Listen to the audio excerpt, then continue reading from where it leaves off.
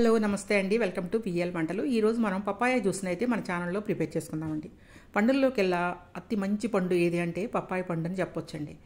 అంత మంచిది పప్పాయ పండు. మన ఆరోగ్యానికి కానీ షుగర్ పేషెంట్లు కూడా నిరభ్యంతరంగా దీన్ని అయితే తినొచ్చండి. దీన్ని పచ్చిది కూడా చాలామంది వాడుకుంటారు.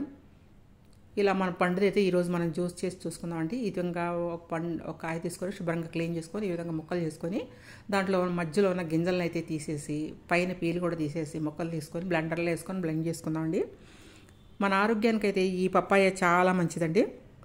ఇది దీని ఆకులు ఉంటాయి కదండి, పప్పాయ ఆకులు, దాని రసం కనుక మనం తీసుకునగలిగితే అసలు అమృతం అంటారండి దాన్ని. అంటే అన్ని రకాలైన జబ్బులనది అది అరికట్టే శక్తి గల ఆకండి అది. మీకు ఓపిక ఉంటే మాత్రం ఆ ఆకులను కూడా కొంచెం మరీ ఎక్కువ తాగపోయినా చిన్న గ్లాస్ అయినా తాగడానికి ట్రై చేయండి. అంత మంచిది అది. పోషకాలు అయితే పుష్కలంగా ఉంటాయండి. డెంగ్యూ వ్యాధిగ్రస్తులు కూడా దీన్ని అయితే ఎక్కువ వాడుకోవచ్చండి. డెంగ్యూ వ్యాధిగ్రస్తులకైతే ఇది చాలా పనిచేస్తుంది. ఎందుకంటే ఈ విధంగా అయితే గింజలు అయితే పీలు తీసేసేయండి.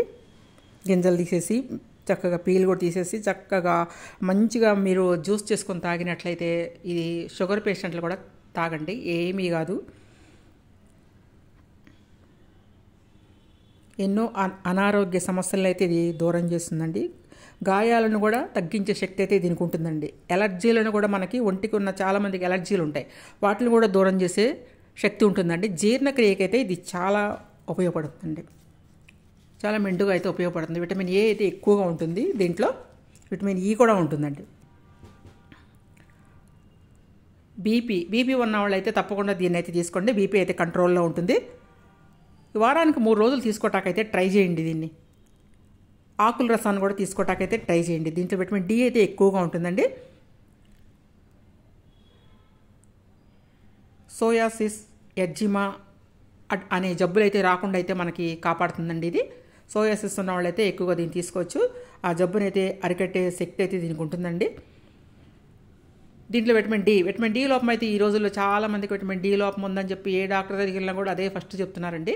కాబట్టి ఈ పప్పాయని అయితే మీరు ఎక్కువగా అయితే తీసుకోండి. ఈ విధంగా ముక్కలు కోసి బ్లెండర్లో వేసుకోండి. కొంచెం ఇలాచీ పౌడర్ అయితే యాడ్ చేసుకోండి. ఒక అర స్పూన్ వరకు ఇలాచీ పౌడర్ మంచి అరోమా కోసం అయితే యాడ్ చేసుకొని కొంచెం వాటర్ ఒక కప్పు అయితే పోసుకొని చక్కగా బ్లెండ్ చేసుకోండి. ఫైన్గా బ్లెండ్ చేయండి.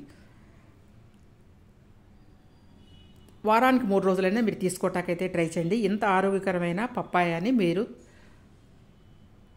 మర్చిపోకుండా అయితే మాత్రం వాడుకోండి. కొంతమంది అయితే పప్పాయని తినడానికి ఇష్టపడరు. అటువంటి వాళ్ళు ఇలా జ్యూస్ చేసుకోండి. ఇలా జ్యూస్ చేసుకుంటే చాలా బాగుంటుంది. నేనైతే షుగర్ కానీ ఏమీ వేయట్లేదండి. ఊరిని ఇలాచీ పౌడర్ వేసి చక్కగా కొంచెం వాటర్ వేసి జ్యూస్ చేసి మీకు చూపిస్తున్నాను. ఇలా తాగారనుకోండి షుగర్ పేషెంట్లు కానీ ఎవరైనా సూపర్గా అయితే ఉంటుందండి. ఆరోగ్యకరమైన జ్యూస్ని అయితే మీరు తప్పకుండా అయితే పప్పాయిని జ్యూస్గా చేసుకొని అయితే తాగండి. ఇష్టం లేని వాళ్ళు కూడా దీన్ని తాగటానికైతే ట్రై చేయండి. చూసారు కదా, ఈ విధంగా అయితే మనం బ్లెండ్ చేసుకొని గ్లాస్లోకి సర్వ్ చేసుకున్నాం కదా. ఎమ్మీగా లేదా అండి, చూస్తుంటేనే ఎమ్మీగా ఉంటుందండి. తాగితే కూడా అంతా బాగుంటుంది. Thank you watching my video అండి. Bye bye.